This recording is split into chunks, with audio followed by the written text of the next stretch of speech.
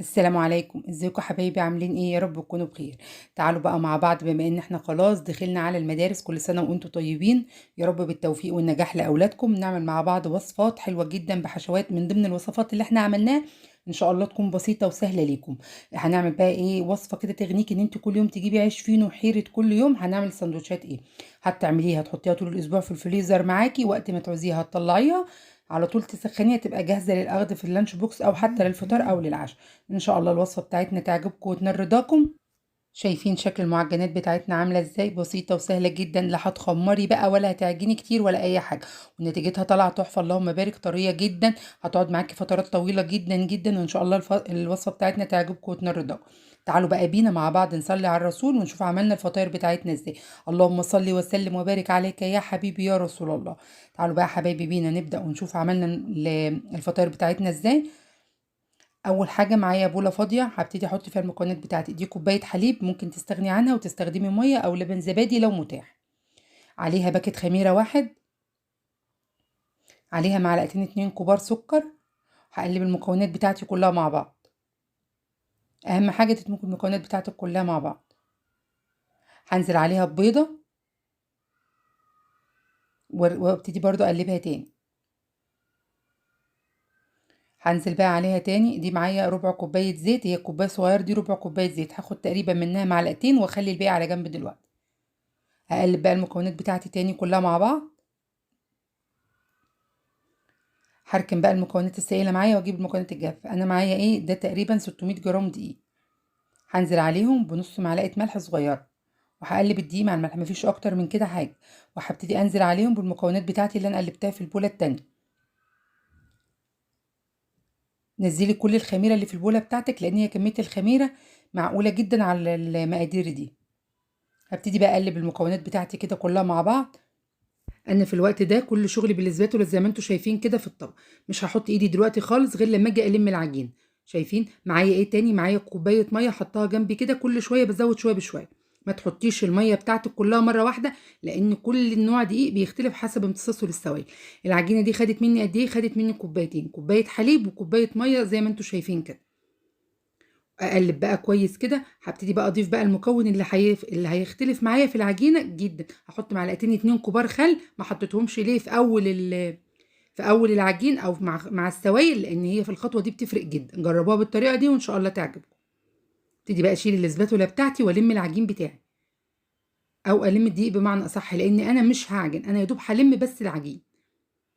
شايفين كده؟ ابتديت ان انا احط الميه بتاعتي حبه بحبه وبلم العجين، مش بعجن زي كل مره ان احنا بناخد مثلا 10 15 دقيقه. لا، دول بالظبط العجينه دي خدت 5 دقايق مني عجن. شايفين كده؟ بلم العجينه بس. اول بقى ما نوصل للمرحله دي في العجين، هبتدي اضيف اخر مكون معايا اللي هو ايه؟ اللي هو معلقتين الزيت. دول كانوا 4 معالق زيت، خدت 2 في اول العجينه و2 في المرحله دي. دول بقى اللي هيساعدوني ان انا الم العجينه بتاعتي كويس جدا، ومش هيخلوني اعجن كتير. شايفين؟ دي كانت بعد قد ايه؟ بعد تقريبا 5 دقايق لما عجين، مش عجن، انا بلم بس العجين. شايفين قوامها؟ لو شدتيها هتتقطع منك. مش العجينه بقى المطاطيه اللي احنا بنشدها بنخليها زي الاستيك، لا خالص. بالظبط خدت 5 دقايق. وعايزه اقول لك كمان ان العجينه بتاعتك لازم تكون بتلزق بالطريقه دي، مش عايزه العجينه يابسه، لان احنا ما خمرناش العجينه. انا بقى هلم عجينتي كده كويس جدا في قلب البوله، ولا هدهنها زيت ولا اي حاجه. هي كده خلاص زي الفل. هغطيها بقى. هغطيها لمده قد ايه؟ لمده 10 دقايق بس، مش اكتر من كده. زي ما احنا متفقين احنا مش هنخمر العجين. هغطيها بقى لحد بس ما اظبط الحشوه بتاعتي، او بس العجينه بمعنى اصح ترتاح. هغطيها ونرجع نشوف هنعمل فيها ايه تاني. هركنها بقى على جنب واشوف الحشوه بتاعتي. الحشوة بتاعتي سهلة جدا وموجودة تقريبا في كل البيوت. دول معايا قطعة جبنة، اي جبنة عندك، بس يا ريت لو هي جبنة ناشفة ممكن تحط اللي هي زي الجبنة الاسطنبولي او البراميلي، ممكن تحط لها معلقتين لبن وتضربيهم في الكبة. لكن دي كانت جبنة كريمي من اللي هي بتاعت العلب العادية جدا. حط عليها ايه؟ حط عليها طماطم مكعبات من غير البذر بتاعها او من غير المية، وفلفل اخضر مقطعاه قطع صغيرة، وخضرة كمان، وزيتون. اي حاجة عندك اشتغلي بيها، وغيري في الحشوات براحتك خالص. هنا كان عدى 10 دقايق على العجينة بتاعتي، ما خمرتش العجينة، ريحت بس طبعا عشان هي فيها خميرة عالية شوية، لكن ما خمرتش الخمر اللي احنا متفقين عليه. هبتدي اعوز ايدي بس دهنة زيت خفيفة كده، واجزق العجينه بتاعتي. في الوقت ده العجينه بتلزق معايا جدا، فانا هعمل ايه قبل ما اجزقها؟ ابتدي ادهن ايدي دهنه زيت خفيفه كده علشان اعرف اجزق العجينه ما تنهاش تلزق في ايدي. شايفين انا بجزها قد ايه؟ قد تقريبا حجم الليمونه الكبير. برضو الحاجه اللي انت هترصي عليها قطع العجين دي يا ريت تكون مدهونه برضو دهنه زيت خفيفه. حاولي انك تخلي قطع العجين بتاعتك كلها مقاس واحد، انا ما بوزنش، انا بعملها كده بالنظر. شايفين شكلها؟ هخلص بقى الكميه اللي معايا دي كلها ونرجع نشوف عملنا ايه مع بعض تاني.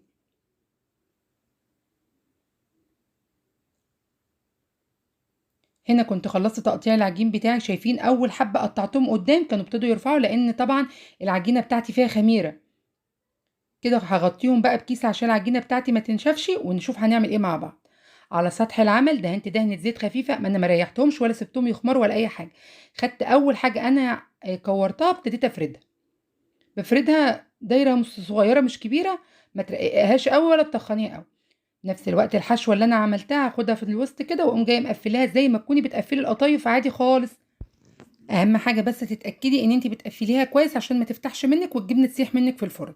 قفلتها بالطريقه اللي انتوا شايفينها دي، طريقه بسيطه وسهله جدا. شايفين شكلها؟ اللهم بارك. على صاج بقى مش مدهون اي حاجه، وهبتدي ارصها. هعمل معاكم واحده كمان. شايفين شكلها؟ برضو خدت قطعه عجين من الاولانيه اللي انا كنت مقطعاها وهبتدي افردها على هيئه دايره كده. اما تيجي تفردي العجين خدي دايما اللي تحت احشي فيه، خلي دايما الوش بتاعك اللي هو السطح الاملس. وهقفلها بالطريقه اللي انتوا شايفينها دي. انا باكد جدا ان لازم تقفلي العجينه بتاعتك كويس لان الجبنه فيها ميه عشان ما تفتحش منك في الفرن. شايفين شكلها؟ وبرده مش هخمرها ولا حاجه. هنا كنت خلصت كميه العجين بتاعتي كلها، انا ما خمرتهاش. شايفين؟ مجرد ما خلصت تقطيع العجين او حشوه العجين بتاعي بيرفع لوحده.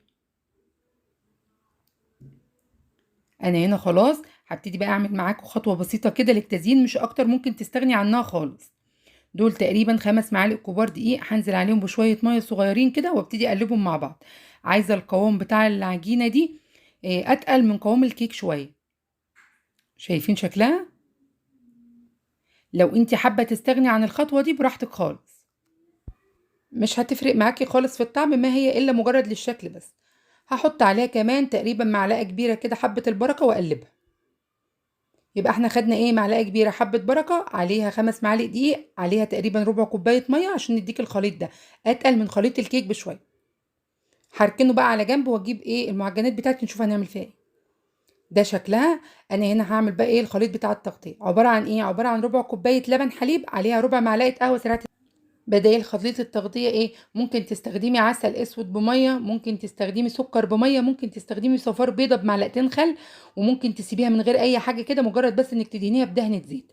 اللي متاح لك اشتغلي بيه، ما توقفيش نفسك على حاجه. في الوقت ده انا سايبه الفرن شغال. لو هتستخدمي فرن البوتاجاز هتشغليها لمده 10 دقائق. هتاخد لها قد ايه فرن البوتاجاز؟ تقريبا 15 دقيقه على درجه 220. هتحطيه على رف اوسط. اول ما القاعده بتاعتها تحمر هتشغلي الشوايه مع تقريب الصاج المستمر. هدهن كل الفطاير بتاعتي زي ما انتوا شايفين كده. طريقتها سهله وبسيطه جدا، مش هتاخد منك اي وقت. ولازم يا جماعه الفرن يكون ساخن لان العجينه بتاعتي مش خمرانه. ده خليط التغطيه اللي انا عملته معاكم، حطيته في كيس حلواني كده، ممكن تستخدمي كيس سندوتشات المتاح لك اشتغلي بيه. هفتح بس الكيس بتاعي ده فتحه صغيره كده من تحت، ما تكبريش الفتحه بتاعتك علشان ما ينزلش معاك الخليط كتير. وممكن كمان زي ما قلنا نستغنى عنها خالص وتحطي حبه بركه، تحطي سمسم، ما تحطيش حاجه خالص، دي حاجه راجعالك. خططها بالشكل اللي انتوا شايفينه ده. طريقتها سهله وبسيطه جدا.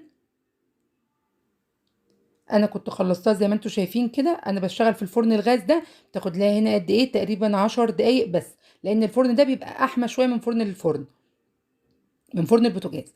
تاخد 10 دقايق، نارها واطيه زي ما انتوا شايفين كده. اما القاعده بتاعتي بتحمر ببتدي اقلبها. اول ما بتطلع من الفرن بغطيها واسيبها تهدى شويه. شايفين شكل المعجنات بتاعتي؟ اللهم بارك، تحفه. تعالي بقى اما اقول لك تخزنيها ازاي. هتحطيها في الفريزر معاكي لمده اسبوع. اكياس سندوتشات وتعبي على قد ما انت عايزه، تحطي في الاكياس بتاعتك زي ما انت عايزه. اول ما تيجي تعوزيها يا تطلعيها من بالليل على رخامه المطبخ، يا تحطيها في فرن البوتاجاز او في مايكروويف، او في الميكروويف بتاعك شويه. شايفين شكلها؟ اللهم بارك، تحفه وهشه جدا وخفيفه جدا جدا. اتمنى ان تجربوا الوصفه. لو عجبتكم الوصفه ما تنسوش تحطوا لي لايك وتشتركوا في القناه وتفعلوا زر الجرس عشان يوصلكم كل جديد. شايفين شكلها؟ سواها من تحت وفوق، مغذية جدا، فيها لبن، بيض، فيها خضار، فيها كل العناصر الغذائية لأولادك. حشوتها غنية جدا يا جماعة. شايفين الفطاير من جوه عاملة ازاي؟ يا رب اكون قدرت اوصل لكم حتى لو معلومة مفيدة في الفيديو ده. دمتم في رعاية الله وحفظه. اشوفكم في فيديو تاني جديد ان شاء الله.